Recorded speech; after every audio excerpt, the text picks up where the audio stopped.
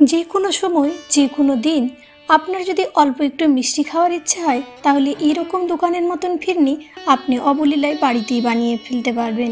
নমস্কার, welcome to cooking with ইচ্ছে। দেখতেই পাচ্ছেন ফিরনিগুলো কি অসাধারণভাবে জমেছে। একেবারে একটার উপর আরেকটা পাত্র রেখে দিলেও কিন্তু এগুলো কিছুতেই বেরোবে না। আর এই ফিরনি বানাতে নামমাত্র উপকরণ লাগবে। আপনি অন্যান্য কাজ করতে গিয়ে এরকম দুর্দান্ত স্বাদের একটা মিষ্টির রেসিপি খুব সহজে বাড়িতেই বানিয়ে নিতে পারবেন। আর এই অথেন্টিক রেসিপি বানাতে গিয়ে আপনাকে কিন্তু কোনো রকম অতিরিক্ত পরিশ্রম বা কোনো রকম পাক করার কিছুই দরকার নেই। রেসিপি বানানোর জন্য এখানে প্রথমেই যেটা লাগবে সেটা হচ্ছে ফুল ফ্যাট দুধ। আমি এখানে প্রথমে একটা মাদার ডেয়ারির 1 লিটারের প্যাকেট গরম করছি।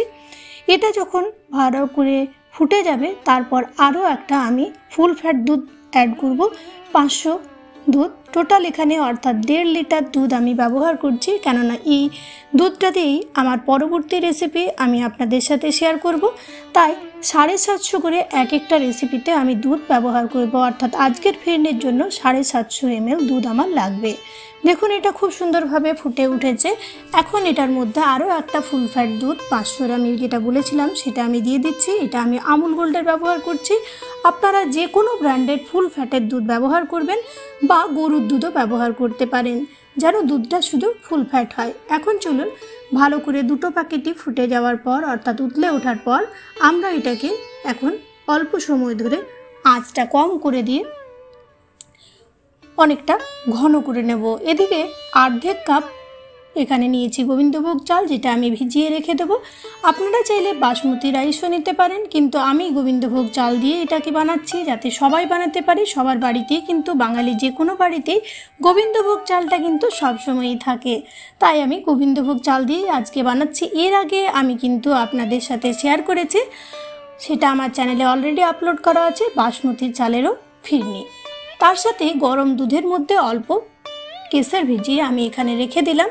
আর কয়েকটা এলাচকে এরকমভাবে খোসা ছাড়িয়ে দানাগুলো বের করে নিচ্ছি। আপনারা চাইলে নর্মাল যে বাজার চলতি এলাচের গুঁড়ো থাকে সেটাকেও নিতে পারেন। আমি এখানে এটাকে থেতো করে ব্যবহার করব, তাই এলাচের খোসাগুলো ছাড়িয়ে নিয়ে এলাচের যে বীজগুলো আছে সেগুলোকে আমি অল্প করে ভেঙে নেব। এটা বাড়িতে বানালে এর স্বাদটা আরও দারুণ হবে, তাই আমি বাড়িতে এটাকে ভালো করে এরকমভাবে অল্প একটু গুঁড়ো করে নিচ্ছি। এই কাজটা করতে একেবারেই সময় লাগবে না, ওদিকে কিন্তু আমাদের দুধটাও তখন মাঝে মধ্যে নেড়ে চেড়ে ঘন হতে থাকবে। দেখুন অর্ধেকটা দুধ আমি তুলে নিয়েছি, কেননা ওটাতে আমার নেক্সট রেসিপি হবে। আর এই দুধটাতে আমাদের পরবর্তী রেসিপিটার জন্য আরও একটু দুধটাকে ফিরনির জন্য ঘন করতে দিয়েছি। ততক্ষণে আমি কতগুলো ফিরনি যেগুলোতে বসাবো সেই পাত্রগুলোকে, অর্থাৎ মাটির পাত্রগুলোকে জলে ভিজিয়ে রাখবো। কেননা ফিরনির দুধটা এটাতে এরকমভাবে ভিজিয়ে রাখলে তবেই দুধটা অতিরিক্ত টানবে না, নাহলে কিন্তু দুধটা ঠিকঠাক করে বসবে না। তার সাথে আমি অন্য একটা পাত্রও বসিয়ে নিলাম, যেটা আমি পরবর্তী রেসিপি শেয়ার করব। তার জন্য ভালো করে পাত্রটা জল দিয়ে ভরে দিতে হবে যেন ভালোভাবে পাত্রগুলো ডুবে যায়। আর এটাকে 15 থেকে 20 মিনিট আমাদেরকে ভালো করে ভিজিয়ে রাখতে হবে, যেন এগুলো ভালো করে ভিজে যায়। 15-20 মিনিটের জন্য এগুলোকে রেখে তারপর ফিরে আসবো। এদিকে আমাদের চালটা দেখুন এরকমভাবে শুকনো করে নিয়েছি, তার সাথে কাজুটাকেও এরকমভাবে আমি শুকনো করে রেখে দিয়েছি। এখন আমরা এগুলোকে গুঁড়ো করে নেব। প্রথমেই আমরা গুঁড়ো করে নেব আমাদের যে চালটা আছে সেটা, কিন্তু এরকম শুকনো অবস্থাতে এগুলোকে গুঁড়ো করে নিতে হবে। একেবারে শুকনো অবস্থাতে এগুলোকে গুঁড়ো করে নিতে হবে, জল কিন্তু দেওয়া যাবে না। আর এরকম সুজির মতন দানা দানা ভাব থাকবে, ময়দার মতো নয়। আর এই পাত্রগুলোকে 15-20 মিনিট পরে কিন্তু তুলে রাখতে হবে। তুলে নিয়ে এগুলোকে আমাদেরকে শুকনো করে নিতে হবে, তাই এগুলো জল থেকে আলাদা করে আমরা এগুলোকে শুকনো করে নেব।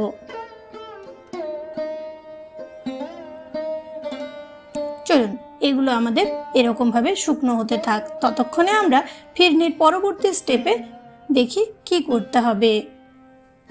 দুধটা আমাদের এইরকম ঘনত্বে করে নিতে হবে। এইবার আমরা চলে যাব পরবর্তী স্টেপে, অর্থাৎ আমরা এখন এটার মধ্যে মিশিয়ে দেব আমাদের যে রেডি করা আছে চালের গুঁড়োটা। আর চাল গুঁড়োটা যেহেতু আমাদের সেদ্ধ নয়, কাঁচা চাল, তাই এটা সেদ্ধ হতে মোটামুটি 10 থেকে 12 মিনিট সময় লাগবে, কেননা এটা গুঁড়ো একেবারে হয়ে আছে। তাই এটাকে নেড়ে চেড়ে কম আছে আমরা আরও একটু সময় ধরে রান্না করব, যাতে চালটা কাঁচা না থাকে। আর গোবিন্দভোগ চাল আর দুধের এরকম আউটা দুধের মিশ্রণে এটা যা স্বাদটা হবে আপনি নিশ্চয়ই অনুভব করতে পারছেন। এখন কাজুটাকেও আমরা গুঁড়ো করে নিলাম। কাজু যেহেতু তেল থাকে তাই এরকম গুঁড়োটা হয়েছে। কাজুর গুঁড়োটাও আমরা এটার মধ্যে অ্যাড করে দিলাম। আপনারা চাইলে কাজু বা অন্যান্য ড্রাই ফ্রুট আরও অ্যাড করতে পারেন বা এটাকে বাদও দিতে পারেন, কিন্তু এটাতে টেস্টটা আরও সুন্দর হবে আর ক্রিমি ব্যাপারটা একটু আরও বেশি করে এটার মধ্যে অ্যাড হয়ে যাবে, যেহেতু কাজুতে প্রচুর তেল থাকে। এখন চলুন এটাকে কম আছে আরও কিছুক্ষণ নেড়ে চেড়ে আমরা রান্না করে নেব। এই ব্যাপারটা করতে এখন আমাদের মোটামুটি চালটা দেওয়ার পর 15 মিনিট এরকম কম আছে মাঝে মধ্যে নেড়ে চেড়ে এটাকে আমাদের সেদ্ধ করে নিতে হবে। আর ধীরে ধীরে মিশ্রণটাকে এরকমভাবে মাঝে মধ্যে নাড়তে চাড়তে যখন দেখবেন যে এটা খুব সুন্দরভাবে এরকম ঘনত্ব চলে এসছে, তখন বুঝবেন যে আপনার রেসিপি প্রায় রেডির পথে। দেখুন কি সুন্দরভাবে হয়ে গেছে। এখন এটার মধ্যে আমরা দিয়ে দিচ্ছি আমাদের যে কেশর মেশানো দুধটা ছিল সেটা। এটা দেওয়াতে রঙটা যেমন চেঞ্জ হয়ে যাবে, তেমনি একটা দুর্দান্ত ফ্লেভারও অ্যাড হয়ে যাবে। আপনারা চাইলে কিন্তু এই কেশরটা যদি না দিতে চান, বাড়িতে না থাকে, শুধু এলাচ দিয়ে বানালেও কিন্তু খেতে খুব ভালোই লাগে। দিলাম আমি চিনিটা আপনারা পরিমাণ বুঝে দেবেন, আপনি যেরকম মিষ্টি চান। আমি এখানে 1 কাপের কাছাকাছি চিনি দিয়েছি। আর চলুন চিনিটা দেওয়ার পর এরকম মাঝে মাঝে এরকম করে একটু মুথে আমরা এটাকে ভালো করে মিশিয়ে নেব। তাহলে চিনিটা খুব তাড়াতাড়ি গুলে যাবে। আর চিনি গুললে কিন্তু এটার মধ্যে একটা জল ভাব আসবে। দেখতেই পাচ্ছেন এটা কিন্তু এখন অনেকটাই জল ভাব আবার চলে এসছে। যতটা শুকনো হয়েছিল ততটা শুকনো আর নেই। তাই আমরা আরও সময় ধরে অল্প মোটামুটি 5 মিনিটের মতন কম আছে এরকমভাবে নেড়ে চেড়ে মাঝে মধ্যে এটাকে আরও কিছুক্ষণ রাখবো। তাহলে কি হবে, এটা খুব সুন্দরভাবে একটা থিকনেস চলে আসবে, যেটা আমাদের দরকার আছে। আর এদিকে আমাদের পাত্রগুলোও দেখুন একেবারে শুকনো হয়ে গেছে। এখন আমাদের ফিরনি বসানোর জন্য একেবারে এগুলো রেডি হয়ে গেছে।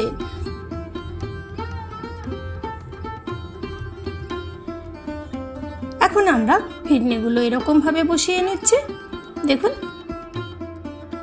এগুলো আমরা অলরেডি পাত্রের মধ্যে ট্রান্সফার করে নিয়েছি ফিরনিটাকে। আর এটাকে আপনারা গরমও সার্ভ করতে পারেন, তবে ফিরনি ঠান্ডা খেতেই যেহেতু ভালো লাগে তাই আমরা এরকম ঠান্ডা করব, ফ্রিজের মধ্যে রেখে দেবো এটাকে কিছুক্ষণের জন্য। আর আমি একটা স্টিলের পাত্রে বসিয়েছি, সেটাও কিন্তু খুব সুন্দরভাবে বসে গেছিলো, দেখতেই পেয়েছেন আপনারা ভিডিওর প্রথমেই। আর এটার মধ্যে এখন আমি ফয়েল পেপার এরকমভাবে আটকে দেবো প্রত্যেকটা মুখে। আপনার কাছে যদি ফয়েল পেপার না থাকে, যে কোনো প্লাস্টিক বা বিস্কুটের প্যাকেট দিয়েও কিন্তু আপনারা এগুলোকে মুড়ে নিতে পারেন। অলরেডি সেই রেসিপিও আমি আপনাদের সাথে শেয়ার করেছি। সুইট রেসিপির জায়গায় গিয়ে প্লেলিস্টে গিয়ে আপনারা দেখে নিতে পারেন। ওইভাবেও কিন্তু আমি ফিরনি আপনাদের সাথে অনেক দিন আগে শেয়ার করেছিলাম, সেটাও আপনারা যথেষ্ট ভালোবেসে দেখেছিলেন। চলুন এখন এগুলোর মুখটা আমি ভালো করে আটকে দেব। তাতে কি হবে, এটা খুব সুন্দরভাবে গন্ধটাও বাইরে আসবে না। যে ফ্লেভারগুলো থাকলো সেগুলো খুব সুন্দরভাবে এটার মধ্যে থাকবে, কেননা ফ্রিজে আমাদের নানা রকম জিনিস থাকে, সেই গন্ধটা যাতে এর মধ্যে অ্যাড না হয়। তাই এগুলো ভালো করে মুড়ে তারপর 2-3 ঘন্টার জন্য এগুলোকে ফ্রিজে রেখে দিতে হবে। আর এই কাজটা খুব সাবধানে করতে হবে। প্রত্যেকটার মুখ এরকমভাবে আপনি প্লাস্টিক বা কিছুতে আটকে দেবেন। 2-3 ঘন্টার জন্য আমরা একটু ঘুরতে গিয়েছিলাম, ফিরে এসে এখন দেখুন ফিরনি আমাদের একেবারে রেডি হয়ে গেছে। ঢাকনাটা খুললেই বুঝতে পারা যাচ্ছে যে কি সুন্দরভাবে বসে গেছে প্রত্যেকটা ফিরনি। আশা রাখি এই সহজ রেসিপি আপনারা নিশ্চয়ই বুঝতে পেরেছেন। আর বাড়িতে অবশ্যই এই সামনে দীপাবলি বা কালী পুজো বা ভাইফোঁটাতে অবশ্যই বানিয়ে দেখতে পারেন। বাইরের মিষ্টির পাশাপাশি আপনার বানানো এই মিষ্টিও যথেষ্ট আদৃত হবে আপনার প্রিয়জনদের কাছে। সবাই অবশ্যই ট্রাই করে আমাকে কিন্তু একটা কমেন্টের মাধ্যমে জানাবেন যে রেসিপিটা আপনাদের কেমন লাগলো। ভালো লাগলে প্লিজ একটা লাইক দেবেন। আর চ্যানেলে প্রথম দর্শক বন্ধু হলে প্লিজ ফুল ভিডিওটাকে ওয়াচ করে চ্যানেলটাকে সাবস্ক্রাইব করে পাশে থাকা বেল বাটনটা অবশ্যই অলে সেট করে দেবেন। সবাই দীপাবলিতে প্রচুর মজা করুন, আনন্দ করুন। সবাইকে আমার পক্ষ থেকে দীপাবলি, কালী পুজো এবং ভাইফোঁটার অনেক অভিনন্দন থাকলো। দেখুন ফিরনিগুলো আমাদের কি সুন্দর বসে গেছে। এখন আমি দেখিয়ে দেবো এগুলো কিন্তু আমাদের কি সুন্দর থিকনেসটাও এসছে। যখন এগুলো খাবেন না একেবারে মন প্রাণ এরকম ঠান্ডা ঠান্ডা ফিরনিতে কিন্তু একেবারে জুড়িয়ে যাবে। সবাই ভালো থাকবেন, সুস্থ থাকবেন। দেখা হবে খুব তাড়াতাড়ি নতুন একটা রেসিপির সাথে। আর সেই রেসিপি অর্ধেকটা বানানো হলো দুধটা, বাকিটা দিয়ে কি বানাচ্ছি সেটা দেখতে থাকবেন। ধন্যবাদ।